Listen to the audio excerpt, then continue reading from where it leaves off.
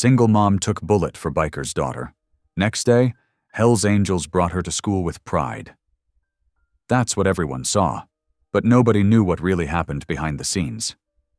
It all started when a quiet, single mom threw herself in front of a flying bullet to save a little girl she barely knew.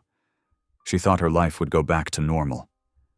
But the next morning, the ground shook as a full biker gang rolled up to her school. Not to cause trouble, but to honor her. Suddenly, she became the center of attention, loved by some, feared by others. But just when she thought the danger was over, a dark secret from her past surfaced, a truth tied to her late husband, and a cartel that doesn't forgive. Now the whole town is watching. The bikers are guarding her, and her quiet life is gone forever. But when the people hunting her get closer, how far will she go to protect her child? And who will risk everything to protect her? Tell me in the comments where you're watching from right now. And if this story speaks to you, make sure you hit subscribe so you don't miss the next one. Lydia Kane always started her mornings before the sun had fully climbed over the rooftops. She moved through her small kitchen with quiet steps, careful not to wake her 12-year-old son, Ethan, who slept in the next room. The kettle hummed on the stove, and she wrapped her hands around a warm mug as she stood at the window. Outside, the sky glowed a soft pink. It looked like the kind of day that promised calm. Lydia hoped for calm. She lived her life trying not to take up too much space. She was the school nurse at Ridgeview Elementary, a job she loved even if most people barely noticed her. Kids remembered her because she patched up their scraped knees. Teachers thanked her in passing but rarely learned much about her. And parents? They usually hurried right past her office door. That was fine. Lydia didn't need attention. She only wanted to help people and make sure Ethan felt safe in their little world, a world she guarded with quiet strength. She glanced at the clock and called out gently, "Ethan, time to get up." There was a groan from the bedroom, the kind that only a sleepy child could make. She smiled. Even on the hard days, he made her smile. By the time they walked out the door, Lydia had already checked her work bag twice, making sure she had extra bandages, inhaler spacers, and little stickers shaped like stars. Kids loved those stickers. She and Ethan walked the few blocks to the school together. He kept close to her side, his backpack bouncing against his shoulder. "You okay today?" she asked. Ethan nodded. "Yeah, I think the math test won't be too bad." She ruffled his hair. "You'll do great. You always do." When they reached the front steps, Ethan headed towards the cafeteria for breakfast, and Lydia slipped into the nurse's office, a small room filled with posters of the human body and shelves of neatly stored supplies. The day began like any other. 2 ice packs for playground tumbles, 1 student with an upset stomach because he ate too fast, and a little girl with a loose tooth who wanted reassurance that she would not bleed forever. Lydia laughed and gently wiggled the tooth to show her it was normal. Moments like that warmed her heart. They reminded her why she did this work, even when her days felt long. By the time afternoon rolled around, the school buzzed with end-of-day energy. Kids packed their bags. Teachers gave last-minute reminders. Lydia restocked her supplies, humming softly as she wiped down the counter. She glanced at the clock again. Just 30 more minutes before dismissal. Then everything changed. The moment the final bell rang, the halls erupted with noise. Lydia stepped outside to help monitor the dismissal line. The late spring air felt warm against her skin, and the sun sparkled across the school parking lot. Cars lined the curb as parents pulled in. Kids chatted and chased each other, excited to go home. Lydia spotted Rosie Valdez near the sidewalk.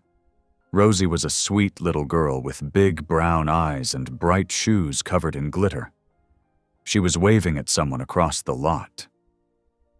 Lydia smiled. Rosie was one of the kids who visited her office often.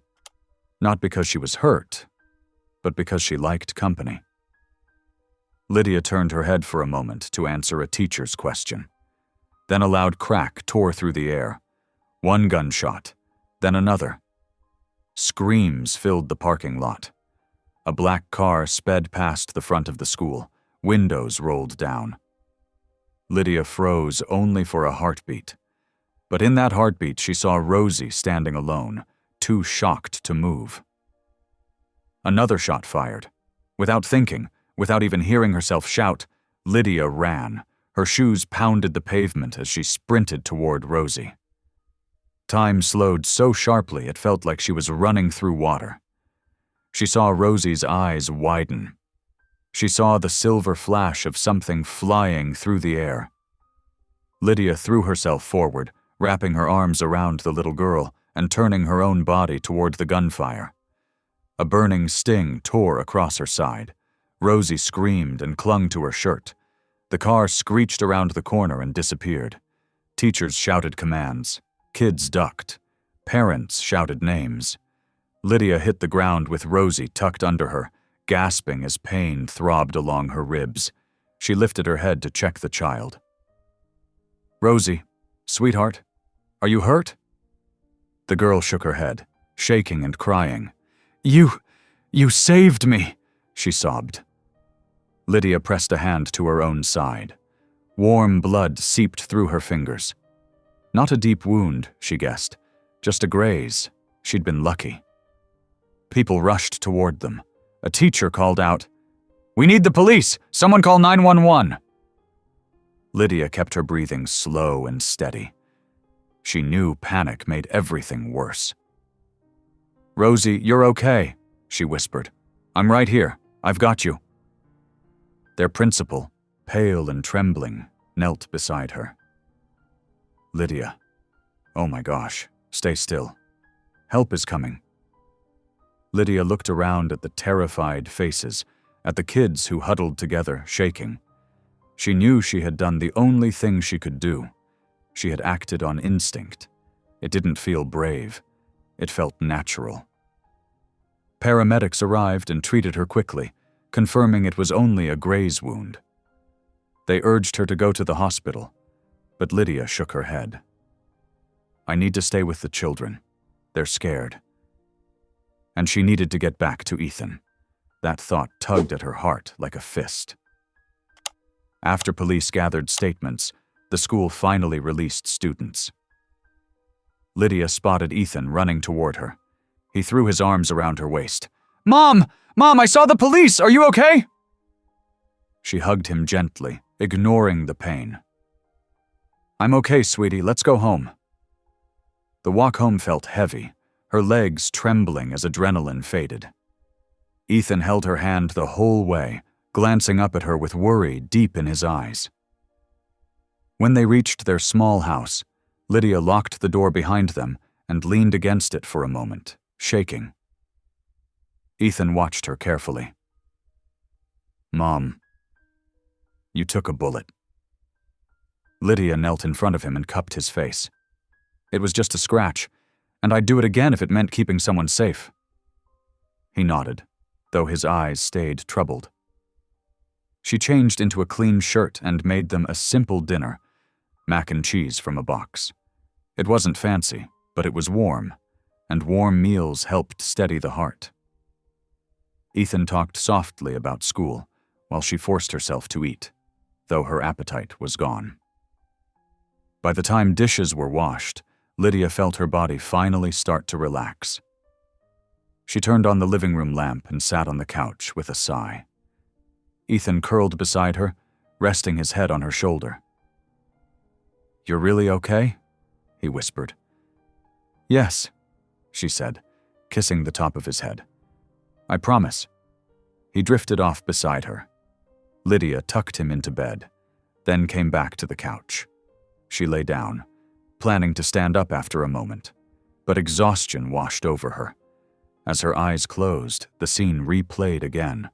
Rosie frozen in fear, the speeding car, the bullet. Lydia pressed a hand to her ribs, feeling the sting. "I'm okay," she whispered into the quiet room. "We're safe. Everything will be okay." But deep down, she felt a strange stirring in her chest, a sense that this was not the end of something, but the beginning. She drifted into uneasy sleep, unaware that the world she knew would never be the same by morning. Lydia woke up to the sound of her alarm, but for a moment she did not know where she was. Her neck hurt from the couch cushion. The living room lamp still glowed softly. Her shirt stuck a little to her side, where the bandage had dried against the wound. The memory of the day before rushed back all at once, the scream of tires, the crack of gunfire, the way Rosie had shaken in her arms. She sat up, slowly, and pressed her hand gently over the bandage. It burned, but the pain was sharp and clean. Not deadly. Not deep. She could live with that. She told herself that again and again. In the hallway, Ethan's bedroom door stood half open. She peeked in. He was sprawled sideways across the bed, one arm hanging off the side, blankets half on the floor. For a moment, Lydia just watched him sleep. It struck her how close she had come to leaving him with no one. A wave of cold fear passed through her body. She stepped into his room and tugged the blanket back over him.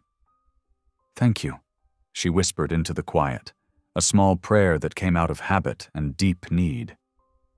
By the time the coffee finished brewing, Ethan shuffled into the kitchen in his socks, hair sticking up in strange angles. "Morning, Mom," he said, voice thick with sleep. "Morning," she replied, forcing a smile.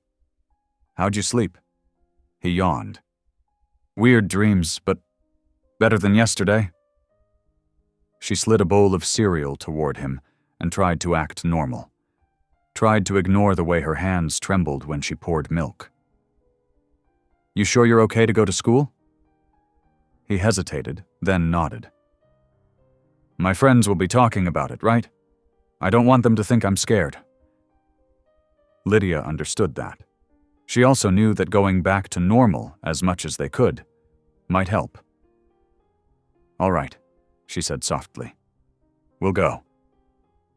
She dressed carefully, choosing a loose blouse that would not rub her bandage too much. When she looked in the mirror, she saw the same plain woman she always had. Brown hair pulled back, soft lines around her eyes, a tiredness that never quite left. But something else showed there now, too. Something like shock and a strange, shaky courage. On the walk to school, Ethan stayed close to her side again.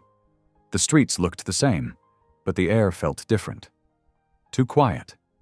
Too still. Every sound made her shoulders tense. As they turned the corner toward the school, Lydia heard it. A low rumble, far off at first, then growing. The ground almost hummed beneath their feet. Ethan's head snapped up. "What's that?" Lydia frowned. "Maybe construction?" But there were no warning signs, no trucks. They stepped out of the side street and onto the main road that led to the school entrance. What she saw made her stop in her tracks. Motorcycles. Dozens of them. Maybe more. They came in a long, powerful line, chrome shining in the morning light. Riders wore leather vests and heavy boots. Some had tattoos. Some had long beards. Some wore dark glasses. They moved together like a river of steel and sound, not wild, but steady and controlled. At the front rode a man on a black bike with wide handlebars. His shoulders were broad, and his face was lined from years in the sun. His eyes were sharp and calm. He did not look angry. He looked focused. They turned into the school parking lot as one, circling the front drive and coming to a stop. Engines idled, filling the air with a deep, steady growl. Parents in minivans sat frozen, hands gripping steering wheels. Teachers near the entrance stared with wide eyes. Kids whispered and pointed, their faces a mix of fear and excitement. Lydia felt her heart pound. She knew who this group was. Everyone in town did. They were the Hells Angels chapter that people always whispered about. People said they were dangerous. People said they were trouble. Now they were parked at her school. Ethan swallowed hard. "Mom." Before she could answer, the man on the black bike swung his leg off and walked toward her.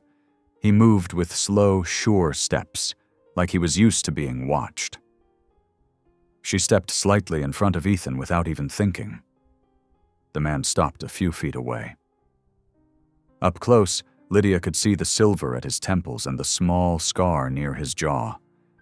His leather vest carried patches she did not understand. But his eyes.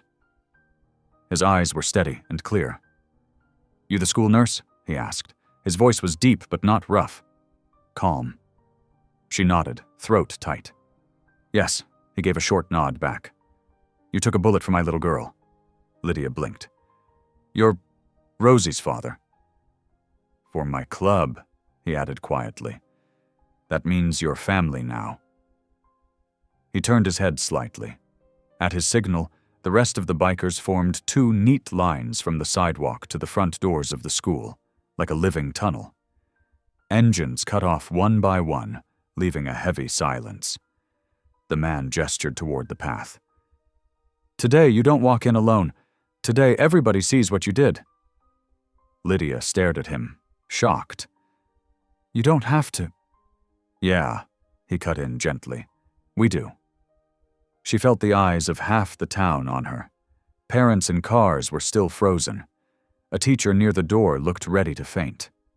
But from the far side of the lot, a small voice called out. "Daddy!" Rosie ran across the pavement, backpack bouncing, hair flying. She flung herself at the man's side. He rested a big hand on her head, then looked at Lydia again. Rosie turned to her. "You came back," she said softly, eyes shining. Lydia's chest tightened. "Of course I did." The man stepped aside, clearing the path between the rows of bikes. "Walk her in," he told his daughter. "Make sure everybody knows who saved you." Rosie grabbed Lydia's hand without asking. Ethan walked on her other side. Lydia's legs felt shaky, but she took a breath and stepped forward. The bikers didn't shout or cheer. They just stood strong and silent as she walked between them, some nodding to her with respect. The sound of backpacks and kids' chatter slowly returned around them, but everyone stepped out of the way.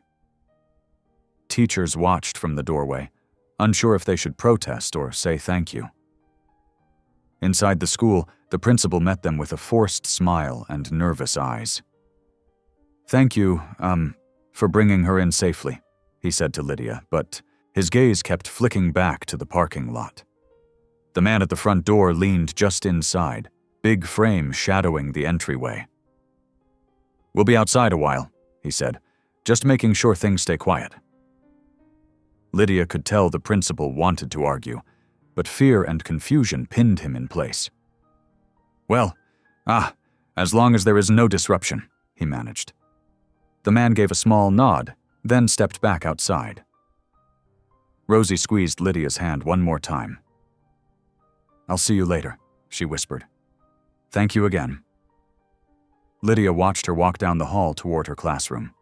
Ethan looked up at his mom. "That was kind of cool," he said in a hushed voice.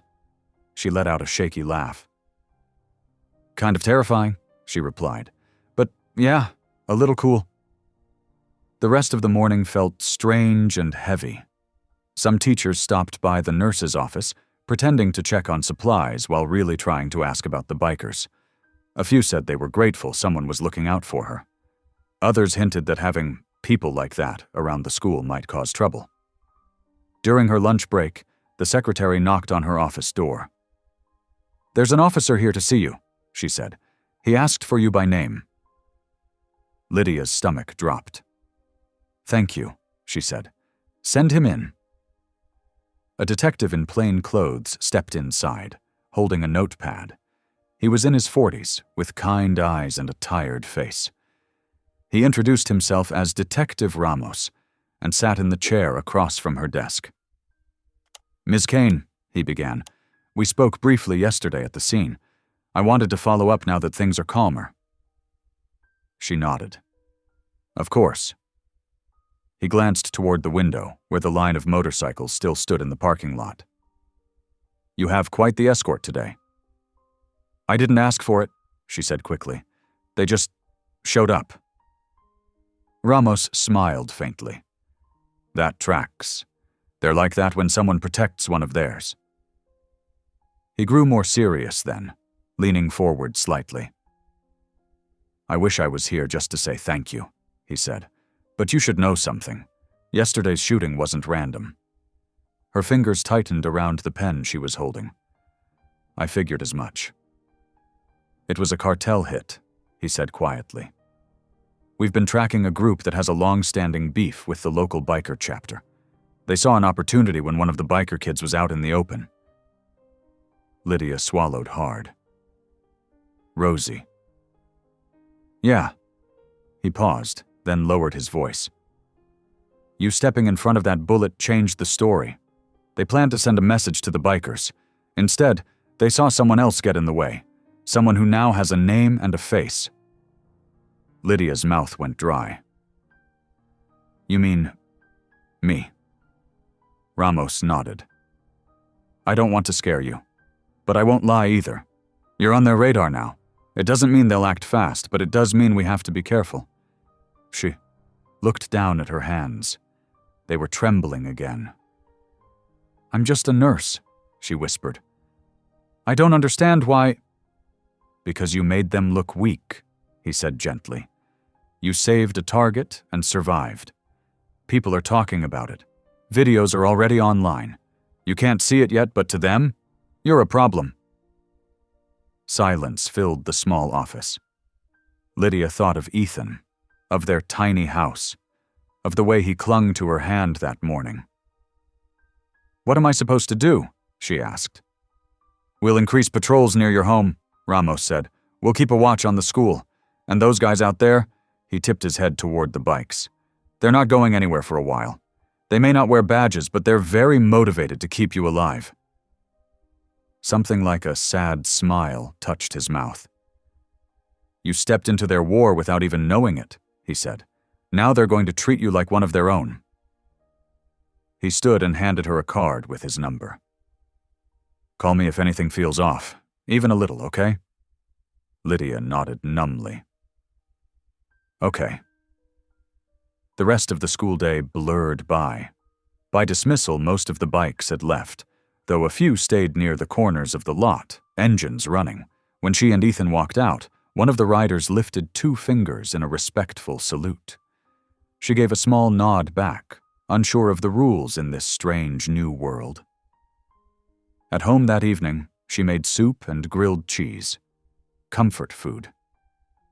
Ethan sat at the table, quiet, picking at his sandwich. "Mom," he said finally, "are those guys bad?" She thought about it. About their silent line at the school entrance. About the way Rosie ran to her father. About the way the man had said, "For my club, that means your family now." "I don't think it's that simple," she answered slowly.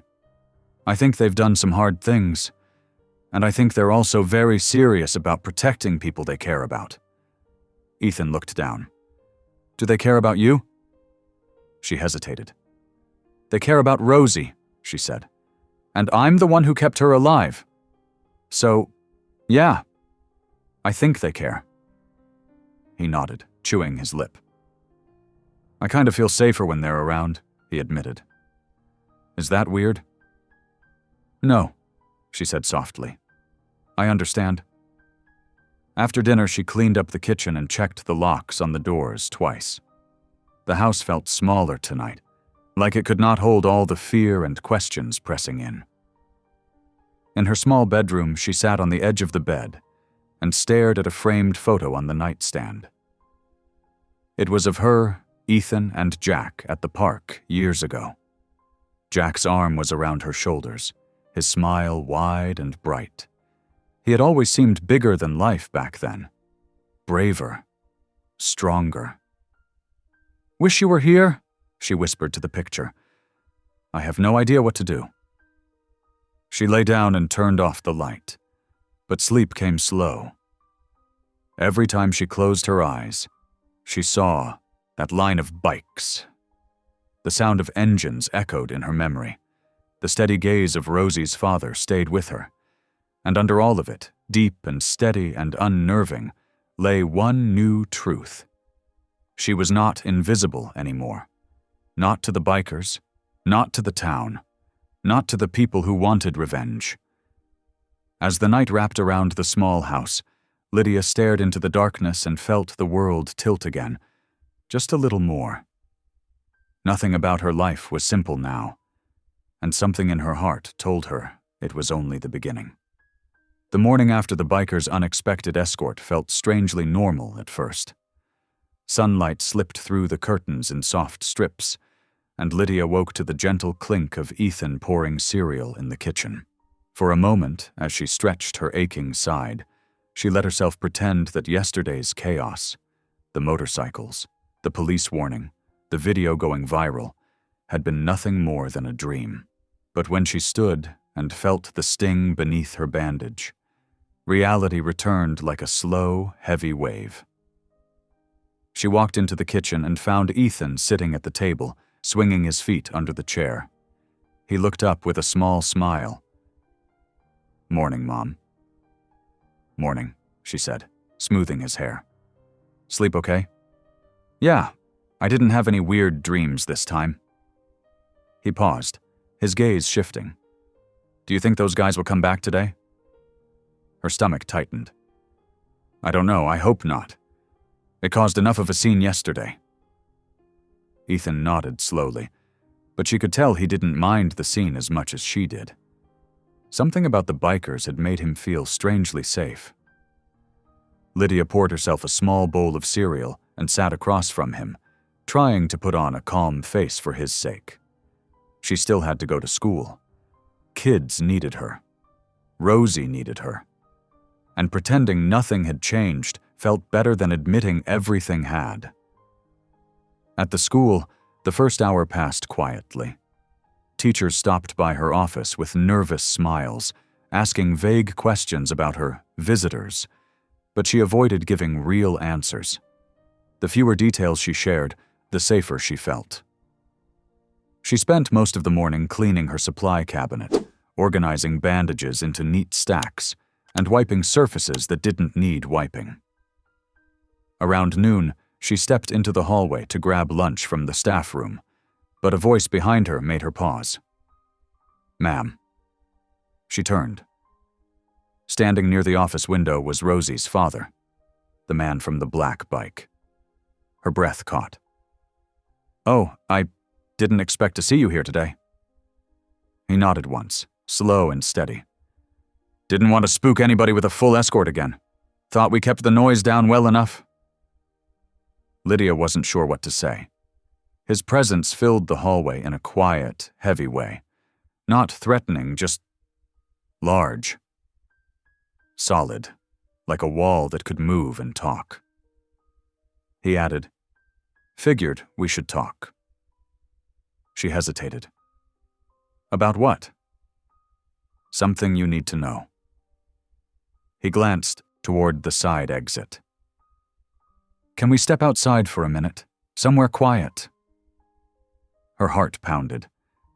But she could see genuine concern in his eyes, real and steady, like yesterday when he thanked her for saving his daughter. Against her nerves, she nodded and followed him out the back door of the building into the small staff courtyard. When the door closed behind them, the noise of the school softened. Birds chirped, leaves rustled. The world felt strangely peaceful for a moment. The man crossed his arms. "I'm Tank," he said finally, giving his name as if offering a handshake he hadn't extended. "I lead Rosie's chapter." Lydia nodded. "Tank. Okay." He studied her face carefully. "Before I tell you what we found, I need you to know something. Nobody's trying to scare you. We look into things when something happens to our kids. It's what keeps everybody safe. A cold prickle ran up Lydia's spine. You looked into... me? He nodded. We had to. You stepped into our war yesterday, and that means the people aiming at us might now aim at you. Lydia swallowed hard. I don't have anything to do with any of this. She shook her head. I'm just a nurse. You're more than that, Tank said firmly. But that's not what I'm here to talk about. He reached into the pocket of his vest and pulled out a folded piece of paper. He held it out to her. This came up in our search, something you should have been told a long time ago. With shaking hands, Lydia opened it. She expected some kind of mistake, a misunderstanding. Instead, she found a small photo of Jack. Her breath left her body all at once. Jack, her late husband, laughing, covered in grease, looking 20 years younger. But he was standing next to bikers, wearing a patch on his work shirt she had never seen, standing in a garage that wasn't the one he used to work in. Her vision blurred. Where did you get this? Tank spoke gently. Jack used to help us. He wasn't patched in. He wasn't a member. But he worked with us in ways most men wouldn't dare. He ran safe pickups, repairs on the fly. He helped move kids out of danger when that cartel got too close. Lydia's knees wobbled. No, he never said anything about this. Tank nodded, sympathy in his eyes. He wouldn't have. He was protecting you. And your boy. Lydia gripped the photo tighter. He died in a car wreck. They said it was an accident. Tank hesitated. His jaw worked, like he was choosing each word carefully. Jack was a good man, brave, smart, and very quiet about what he did. But he also made enemies without knowing it. I can't say for sure what happened the night he passed, but I can say it never looked right to us. The courtyard seemed to tilt slightly, the edges of her vision softening. I don't understand. Why would he hide this from me? Why didn't he tell me he was helping? You. Probably because he didn't want you living in fear, Tank said. He thought keeping the truth locked away kept you safe.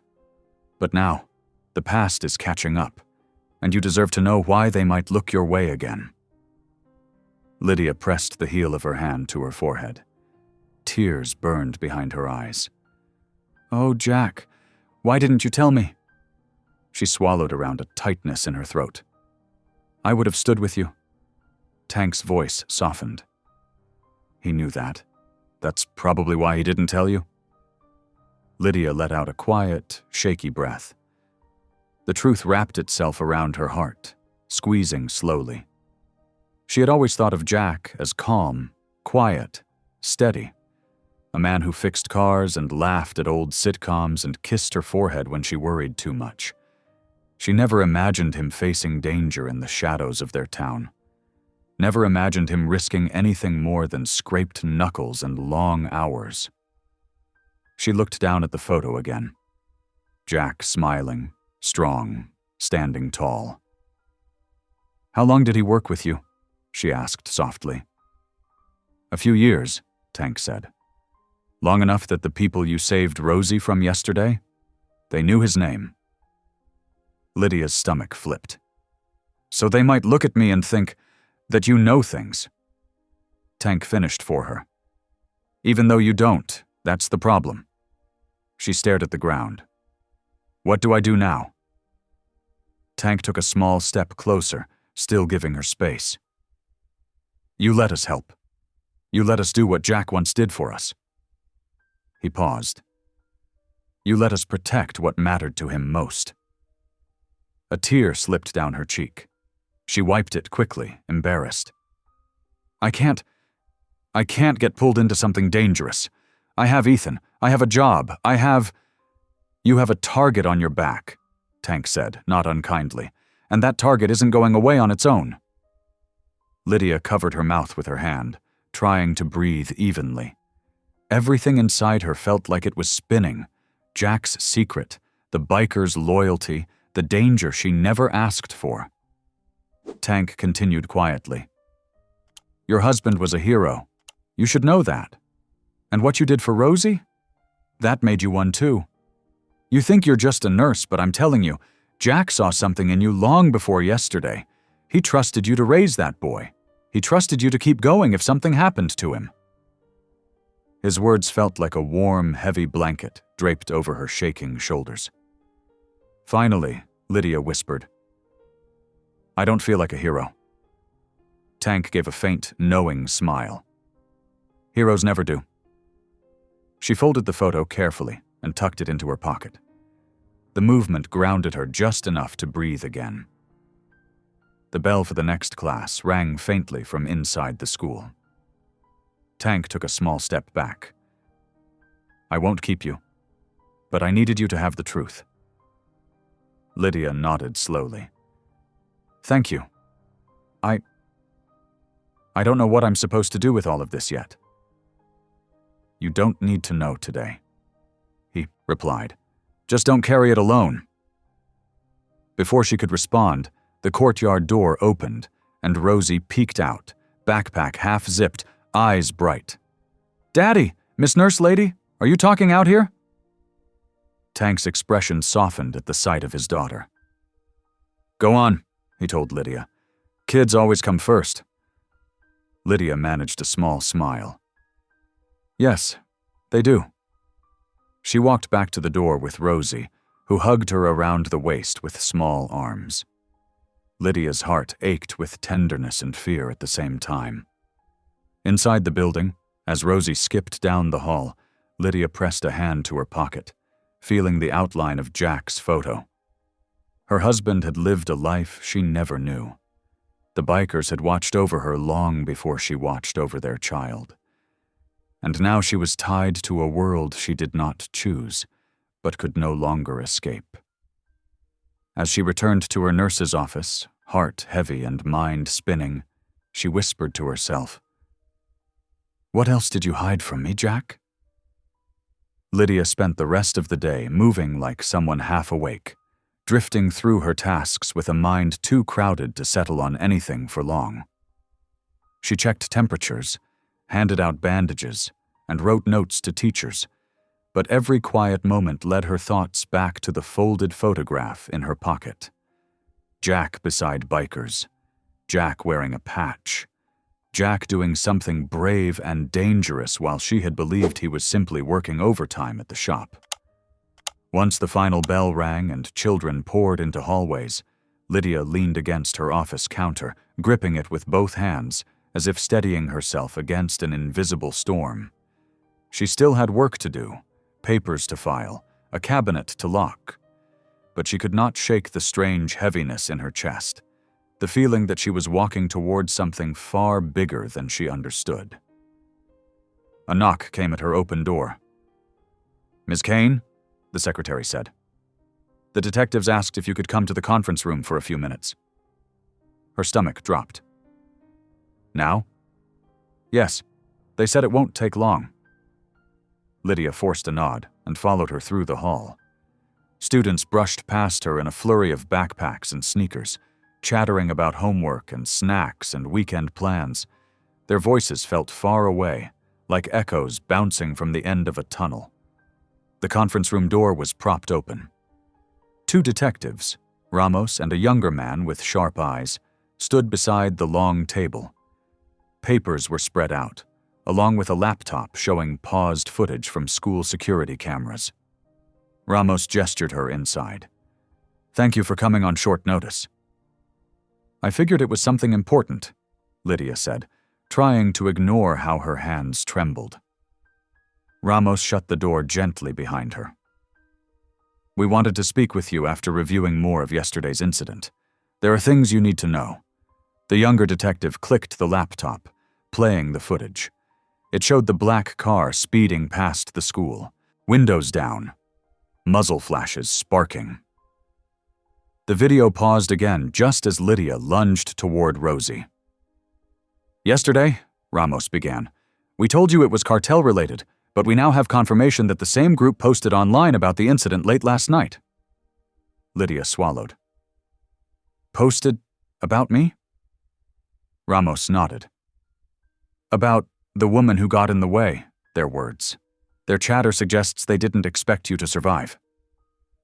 Her breath hitched. So they know who I am? They know your face, and thanks to the online videos floating around, yes, they know your name. He spoke in a calm voice, but his eyes held quiet worry. And Ethan? She whispered. Do they know about him? We have no indication they do, Ramos said quickly, but we're not taking chances. The room grew still. Lydia felt the weight of the entire world pressing against her shoulders. So what happens now? Ramos pulled a chair out for her, and she sank into it. We want to place additional patrols around your home, he said, at least for the next few days. The younger detective added, and we strongly advise you stay with someone or somewhere that isn't easily accessible, until we can assess the threat level. Lydia blinked in disbelief. I don't have anywhere to go. That wasn't entirely true. She knew exactly where one group would welcome her, but the thought alone made her chest tighten. Ramos softened his voice. We're aware the Angels have already stepped in once, and while we can't officially recommend involvement with a biker club, we also acknowledge they take protection seriously. Lydia stared at the table. She didn't want to go to them. She didn't want Ethan near danger. She didn't want to be tied any deeper into a world Jack had kept hidden from her. I just want to keep my son safe, she whispered. That's our goal too, Ramos said. Before she could ask more, a knock sounded at the conference room door. A staff member peeked inside. Sorry, she said, voice nervous, but one of the bikers is here again. He's waiting outside the front entrance. Lydia's heart thumped. She already knew who it was. Thank you, Ramos said, dismissing the woman. He turned to Lydia. We didn't call him, but he may know something we don't. Tank, she thought. Of course he knew something. He always seemed one step ahead. The detectives walked with her down the hall, but the closer they came to the entrance, the more she felt a twisting in her chest. There he stood outside the glass doors, broad, calm, hands in the pockets of his vest as if he were waiting for a friend, not guarding a school. When he saw her, his expression shifted, just slightly, to concern. You okay? He asked. She hesitated. Not really. Ramos spoke up. Tank, we need to discuss her safety. Tank's jaw tightened. Already ahead of you. We picked upward through our channels. They're sniffing around. Didn't take long. Lydia pressed a hand to the glass before stepping outside. The warm air hit her, smelling of asphalt and spring flowers, but it did nothing to ease her fear. Tank's voice lowered. We need to move you and the boy somewhere safe. Lydia shook her head. No, I can't just disappear. Ethan has school. I have a job. I can't uproot everything. You won't be uprooting anything, Tank said. You'll be surviving. She stepped back, anxiety rising. I don't belong in your world. Tank held her gaze, steady and unblinking. Your husband did. More than you ever knew. Her throat closed. That doesn't mean I do. It means you're in danger whether you like it or not. The detectives didn't interrupt. They simply listened, a strange sign of respect between two forces who normally lived on opposite ends of the law. Tank softened his tone. Lydia, they already tried to kill a child. They won't hesitate to come after you. But if you let us protect you, we will. Same way we protected Jack. Her breath caught. What do you know about Jack? Tank exchanged a look with Ramos, an understanding that Lydia wasn't ready for certain truths yet. We'll talk about that later, Tank said. Right now you need to pack essentials and come with me. You and your boy will stay at our compound until this blows over. Lydia wanted to refuse. She wanted to argue, to stand firm, to pretend she could handle this alone. But fear pulsed through her veins, cold and sharp. She pictured Ethan's face. She pictured losing him, or him losing her.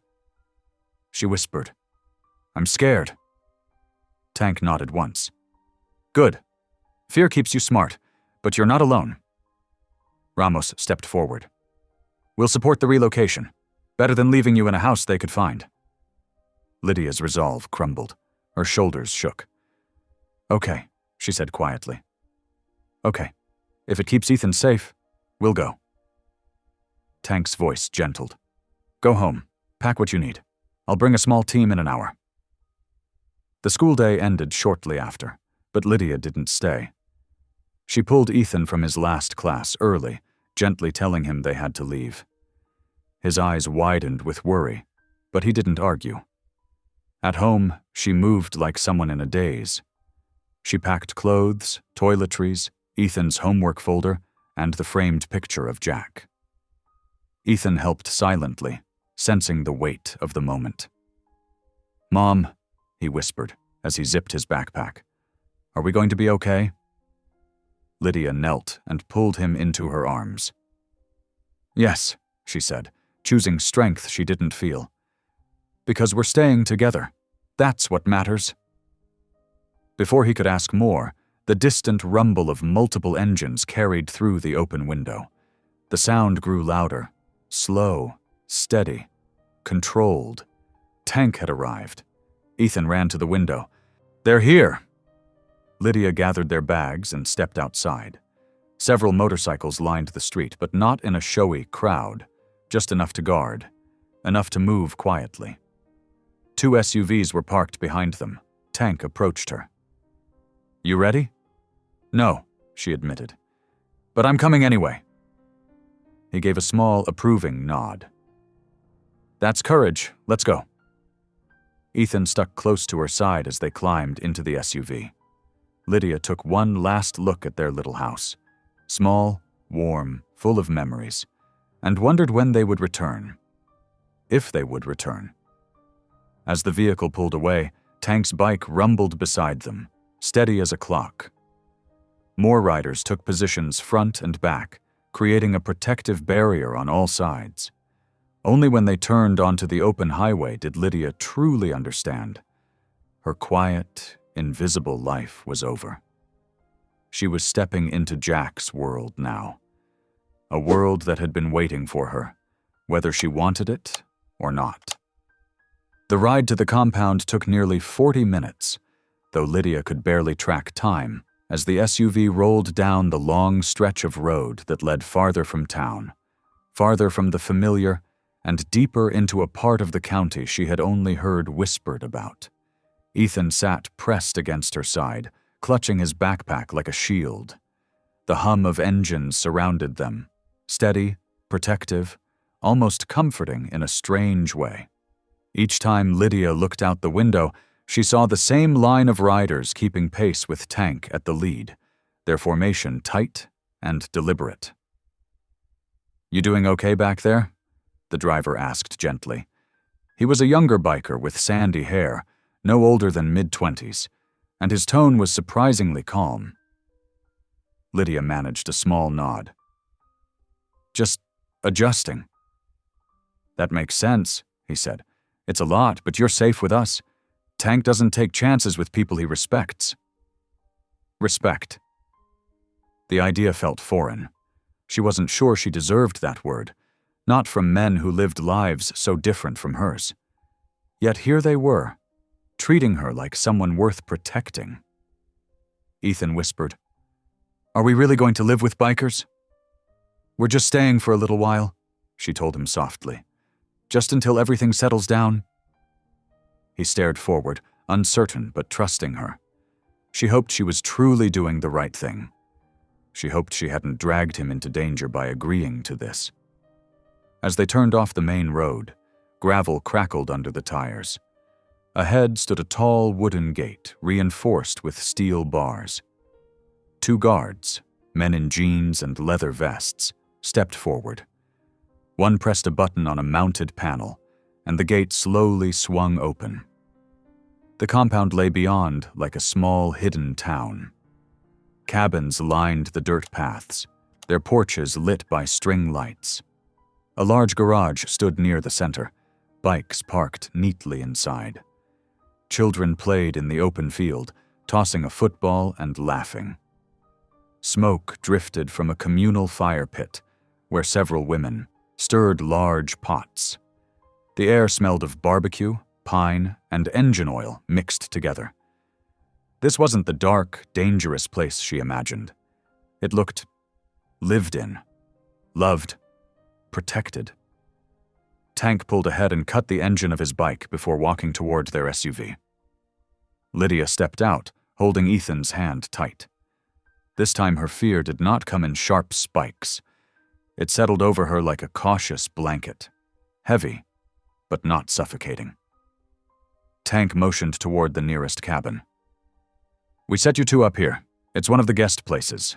Clean, quiet, close to the main house." Lydia nodded, though her voice felt trapped in her throat.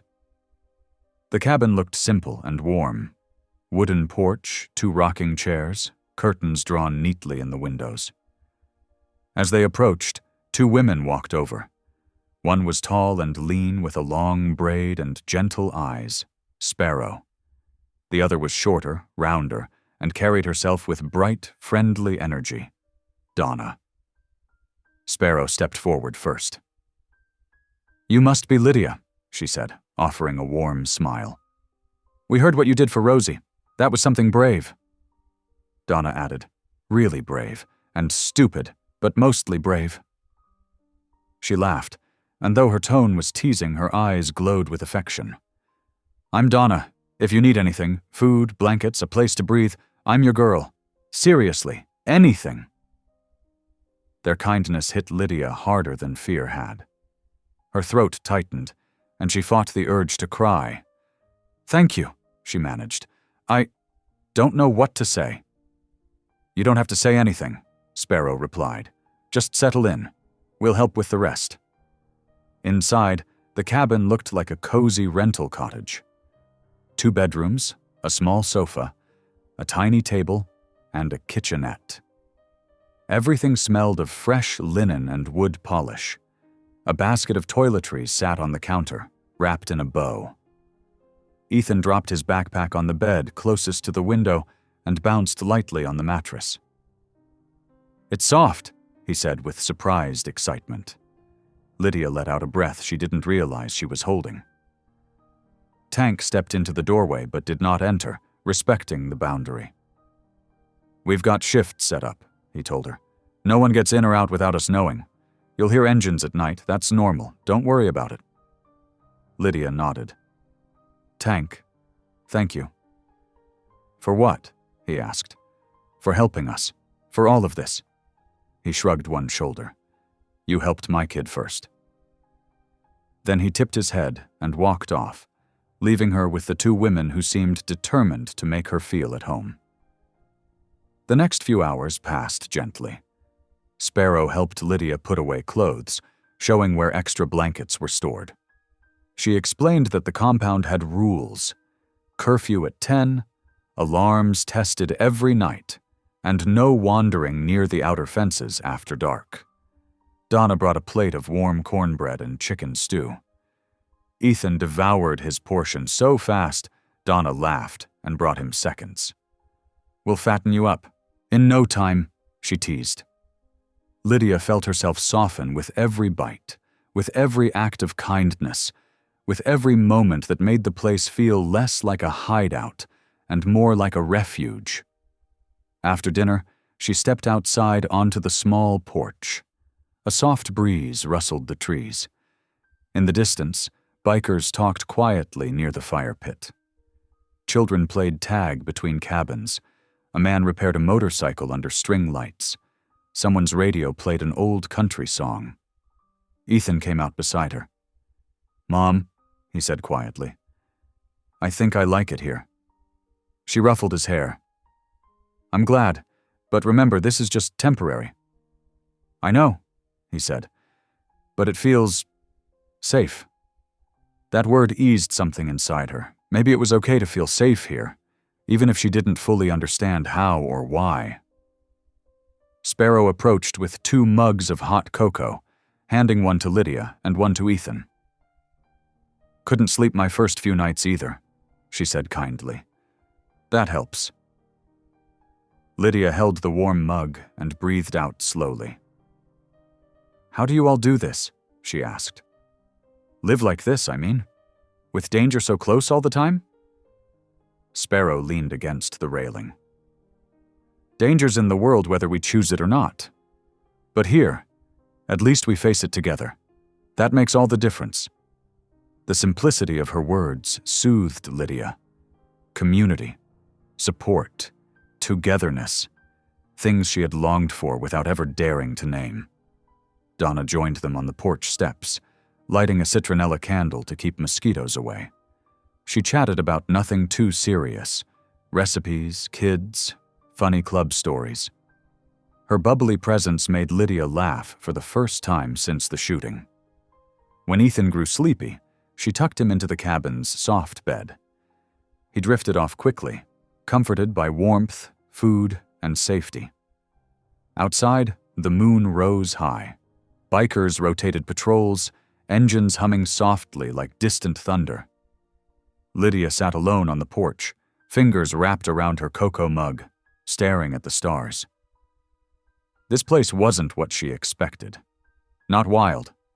Not lawless. Instead, it held an unexpected warmth, an unspoken bond that wrapped around her and Ethan like a quilt. Still, anxiety tugged gently at her heart. She thought again of Jack, of what Tank said, of the photo she had tucked safely into the drawer beside her bed. Her husband had walked among these people, protected their missions, shared dangers she never knew existed.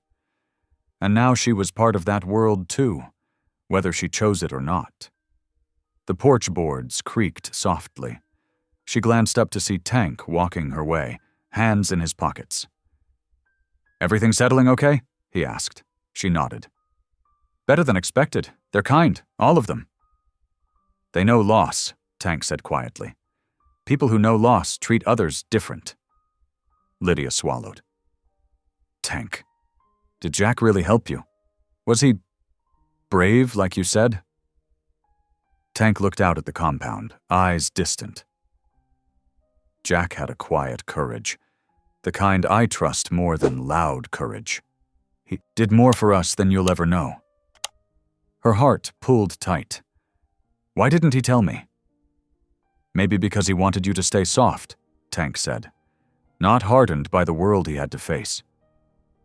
Lydia blinked back sudden tears. "But now I'm in that world too."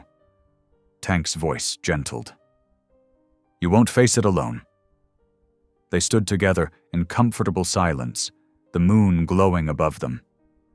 Lydia felt something shift inside her. Not fear, not acceptance, but something in between. Something like a seed of courage forming in her chest.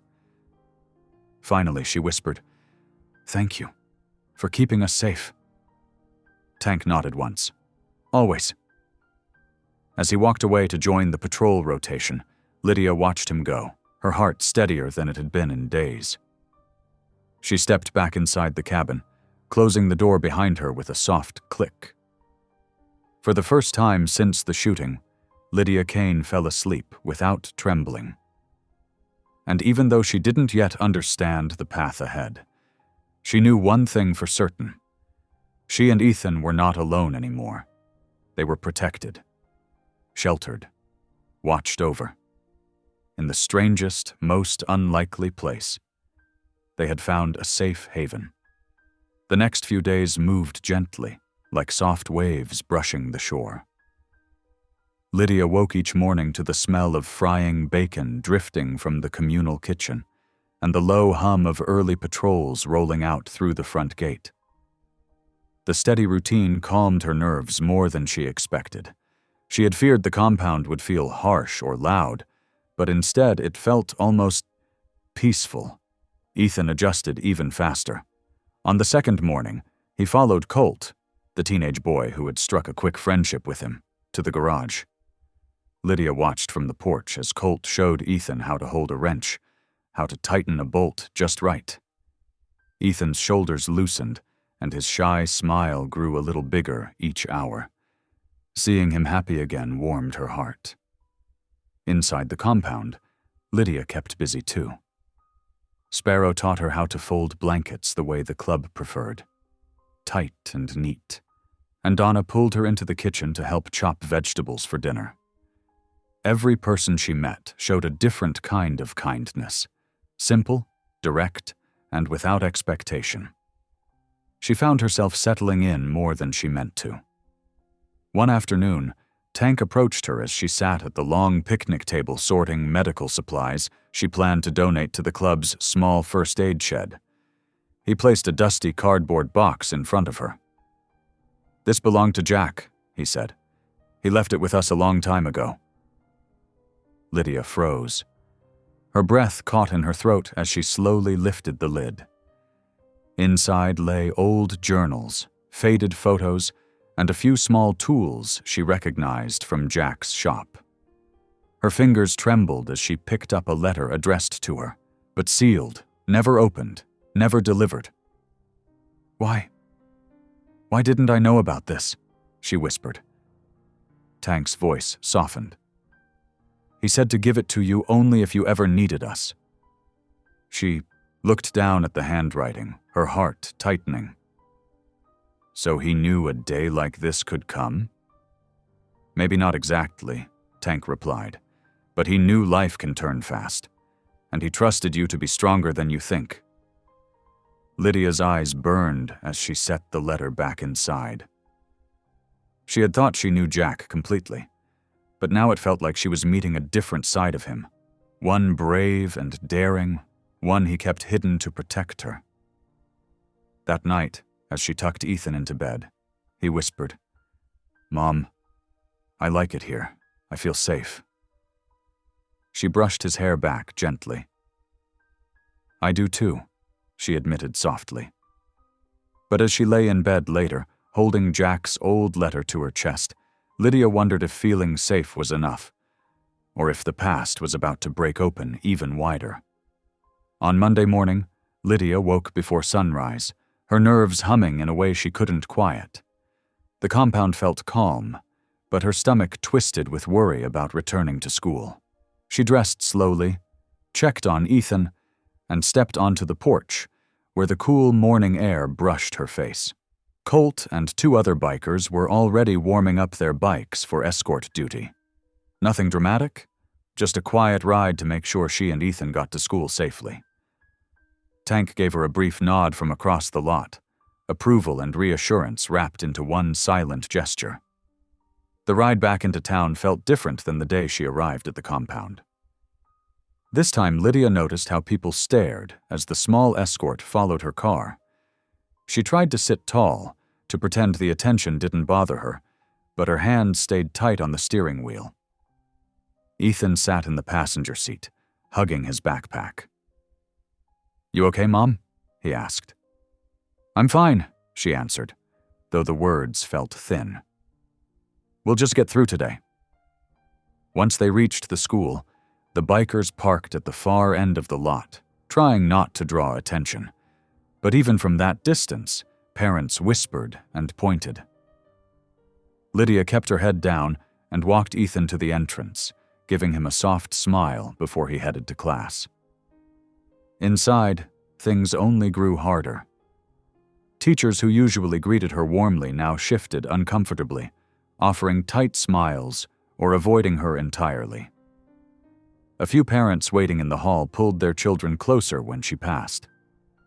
Lydia felt each reaction like a pebble hitting her chest. Small, but painful. By mid-morning, the principal called her to his office. His expression was strained, polite in the way someone tries to be when they've already made up their mind. "Lydia," he began, folding his hands, "I want to acknowledge everything you've been through. We are all grateful for your bravery. Truly."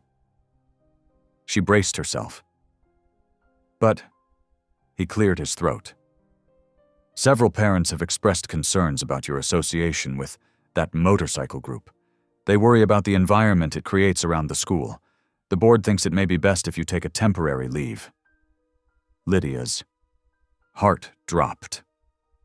You want me to step down? After everything? It's just temporary, he insisted. Until things calm down.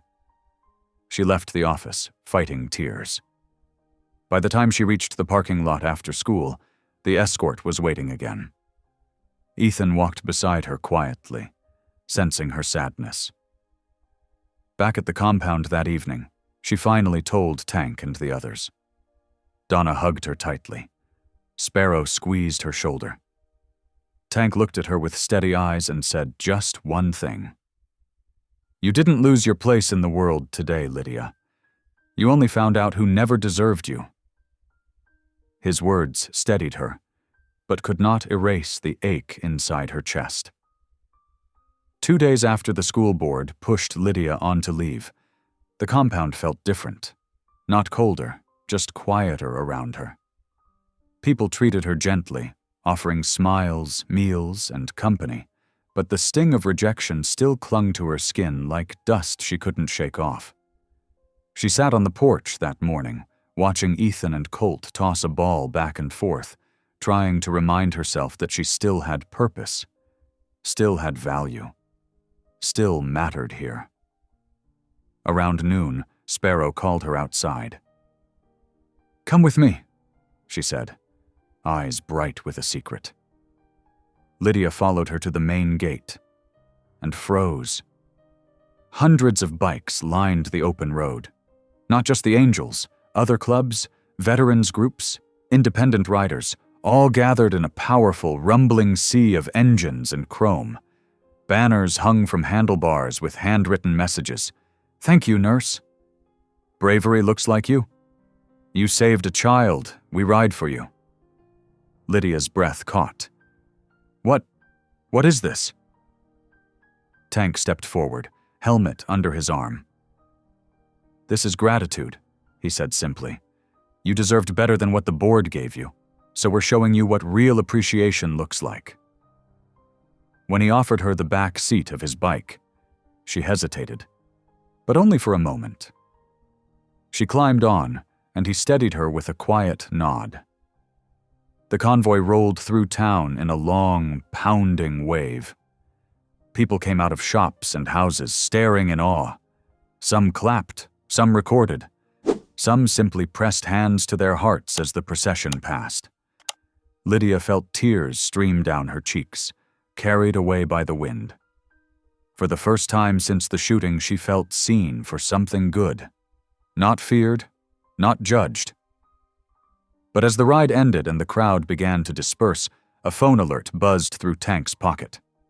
His expression changed instantly, sharp, grim. What is it? Lydia asked, heart tightening. Tank lowered his voice. The cartel took one of our boys. Colt. Lydia's stomach dropped. A new message came through moments later, simple and cold. Give us the nurse, or he dies. The compound fell into a heavy silence the moment Tank read the cartel's message aloud. No shouting, no panic. Just a stillness so sharp Lydia felt it in her bones. Colt. Sweet, patient Colt who taught Ethan how to hold a wrench was gone. Taken because of her. Because she had stepped into a world she never meant to touch. Lydia stood on the porch as bikers hurried back and forth, radios crackling with fragments of information. Sparrow tried to comfort her, but Lydia couldn't breathe. Couldn't think. All she could picture was Colt's shy half-smile, the way he looked out for Ethan like a big brother. Tears blurred her vision. Ethan grabbed her hand. Mom, what's happening? Where's Colt? She knelt beside him, her heart breaking. Sweetheart, Colt's in trouble, and it's because they want me. His eyes widened with fear. But you're not going, right? You can't go. Lydia pulled him close, pressing her cheek to his hair. I love you, she whispered. More than anything. That night, when the compound finally quieted and patrol lights swept across the yard, Lydia made her choice. She couldn't let a child suffer because of her. She couldn't let Ethan grow up knowing someone died in her place. She wrote a short note and left it on her pillow. Please forgive me. Protect Ethan. I have to make this right. Then she slipped outside, moving quickly between shadows. Her heart pounded with every step, but her resolve stayed firm. At the edge of the compound, she found the small gap in the fence Tank had shown her earlier, just in case of emergency. She whispered, "Thank you for giving me strength," and crawled through. Once on the road, she pulled out the cartel's number from Tank's earlier warning. Her fingers trembled as she dialed. When a cold voice answered, she forced the words out. "It's me. I'll come. Just let the boy live." A van arrived 20 minutes later. The door slid open. 2 masked men grabbed her arms. Lydia didn't fight. She only prayed Ethan would one day understand. When Tank discovered Lydia's empty cabin and the note she left behind, a sharp, hollow silence fell over him. Then he moved. Fast. Within minutes, engines roared to life across the compound as bikers rushed to their bikes, radios crackling with orders. They weren't going to lose Lydia. And they sure weren't leaving Colt behind. Lydia, meanwhile, sat tied to a metal chair in a dark warehouse, her wrists raw from the rope. She tried to stay calm, whispering small prayers into the cold air. Every sound made her heart jump, but she held tight to one hope, that the boy would be spared. Then, faint at first, she heard it, the deep thunder of approaching engines growing louder and louder. The masked guards stiffened, confused. Lydia closed her eyes. The angels had come. The warehouse doors burst open as the roar of engines filled the night, followed by shouts and pounding footsteps. Tank led the charge, his face set with fierce determination. The bikers moved in a tight formation, covering each other as they pushed through the dark hallways. Within moments, they found Lydia and Colt, shaken but alive. Lydia's breath caught when she saw Tank. Relief washed over her so suddenly she nearly collapsed. Tank cut her ropes with one swift motion. "You're safe now," he said, voice low but steady. Colt, bruised and limping, was helped up by 2 riders who clapped him on the shoulder with pride. Outside, flashing police lights joined the chaos as officers swarmed the building, arresting the cartel members who hadn't already fled. Lydia stepped into the cool night air, tears streaking her dusty face. Ethan waited at the compound gate when they returned. The moment Lydia stepped out of the truck, he ran into her arms, sobbing with pure relief. She held him tight, whispering comfort against his hair. For the first time in days, Lydia let herself breathe fully. The danger was over. They were all going home. A gentle calm settled over the compound during the week that followed. Lydia spent her mornings helping Sparrow in the kitchen and her afternoons checking Colt's bruises as he healed. Ethan played freely, laughing with the other kids, finally able to sleep through the night without fear. Lydia felt her heart slow back into a steady rhythm, still bruised but healing. Then Tank handed her an envelope stamped with the school district logo.